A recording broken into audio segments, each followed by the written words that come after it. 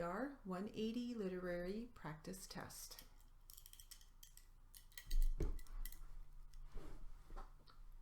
Ready? Here we go.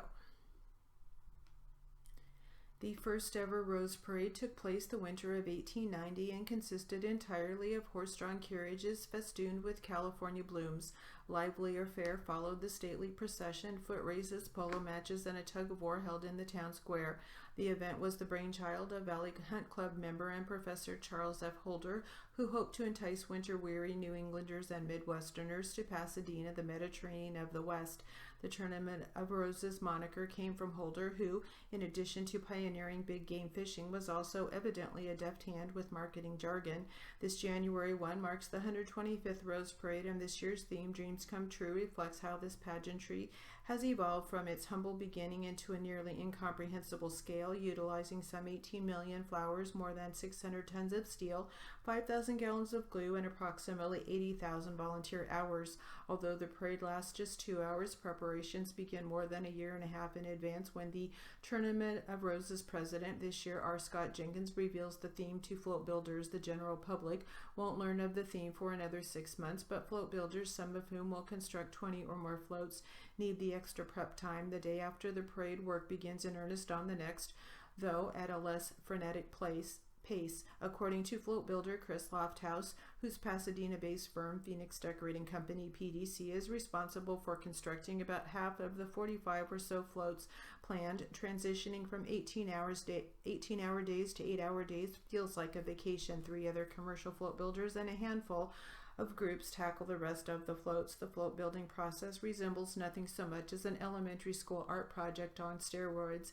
Each float begins with a custom-made motorized chassis encased in a massive framework of steel and chicken wire.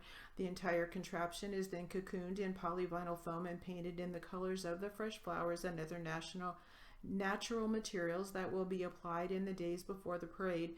9 months prior to the parade, he and his team are in major production mode with 10 floats in various stages of assembly. Millions of blooms from every continent with an agricultural industry, including Europe, Asia, Africa, and the Americas, will eventually adorn the floats of the Rose Parade. With 21 floats in the parade, PDC will pay many hundreds of thousands of dollars for tulips, carnations, azaleas, orchids, roses, and just about any other kind of flower imaginable. The consequences for miscalculating an order could be disastrous. Picture a 2-story float with bald spots where the tulips should be. By December, his staff of 40 grows to 250 and his volunteer count balloons to 15,000. Construction winds down as he and his team prepare for floral decoration, the final and most important production phase. Pasadena parade rules say that every square inch of a float be covered in either flowers or another natural material, seeds, bark, leaves, etc. The process could take months, but because of the perishable nature of the medium, it's compressed in 2 weeks. Since the flowers won't arrive until after Christmas, his team can only work with the other natural materials at this point. The smell of fresh bark and hot glue fills the air. With each passing day, PDC becomes a less hospitable area for seasonal allergy sufferers. After Christmas, hundreds of thousands of flowers begin arriving at PDC, trucked in by 18-wheelers and cold box trucks. They are sorted by color in large tubs and bunched by the dozens. Since this is the dead of winter, many of the blooms have been shipped in from warmer climates. At this point, volunteer crews are on roughly 8-hour rotations, 8 a.m. to 4 p.m. and 4 p.m. to 11 p.m. Each float will require upward of 6,000 man-hours to decorate. 1 experienced crew chief and 2 assistants lead the decoration teams, which consist of flower preparers, scaffolding crews, gluers, security guards, maintenance crews, and specialty detail artists. Aside from these individuals, however, decoration is accomplished entirely by volunteers. Specially trained florists and detail crews work on particularly intricate floats, especially those that involve floragraphs, photorealistic images made of flowers. The floral director oversees decorations.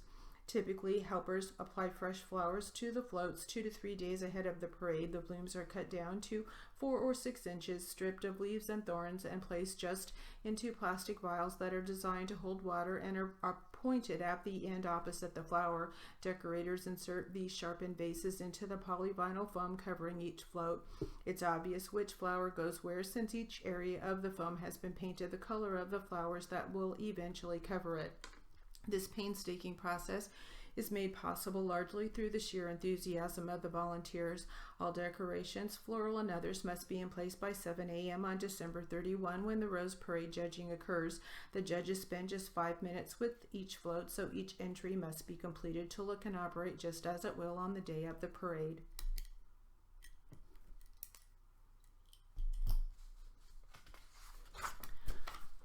We do have a very short word list. Chris, capital C-H-R-I-S, Lofthouse, capital L-O-F-T-H-O-U-S-E.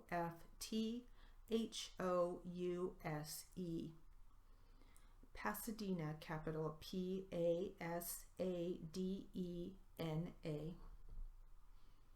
And that will conclude our RPR 180 literary practice test.